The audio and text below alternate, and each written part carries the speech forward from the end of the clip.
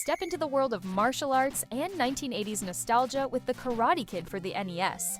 Based on the first two movies in the beloved Karate Kid franchise, this game blends action, platforming, and minigames in a way that captures the spirit of Daniel LaRusso's journey. Released in 1987 by LJN, a company known for its movie-to-game adaptations, The Karate Kid remains a fascinating chapter in the history of retro gaming. LJN was notorious in the late 1980s for producing video games based on popular movies and TV shows. With the Karate Kid movies being cultural phenomena, it was only natural for the franchise to make its way to the NES. The game was developed by Atlus, a studio that would later gain fame for its Persona series, and published by LJN. Like many movie-based games of the time, it was created on a tight schedule to capitalize on the franchise's popularity. While the condensed timeline is evident in some areas of the game, it still managed to deliver an enjoyable experience for fans of the movies. The graphics are reflective of the NES's early years, with bright colors and recognizable character sprites. While the visuals were far from groundbreaking, they effectively conveyed the settings and characters from the movies. The game follows the plot of the first two Karate Kid movies. Players assume the role of Daniel LaRusso as he trains under the wise Mr. Miyagi and competes in martial arts tournaments. The journey begins at the All Valley Karate Tournament from the first movie and transitions into events inspired by the Karate Kid Part 2, including scenes set in Okinawa.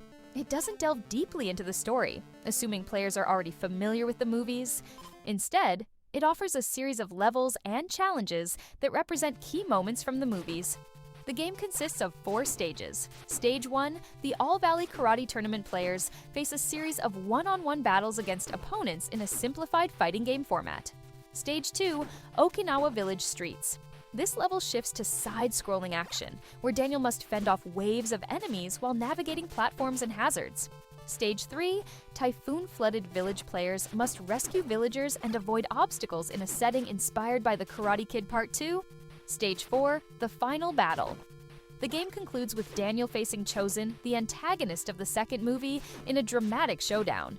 Daniel's combat moves include punches, kicks, and jump attacks. The controls are straightforward but demand precise timing, especially during one-on-one fights.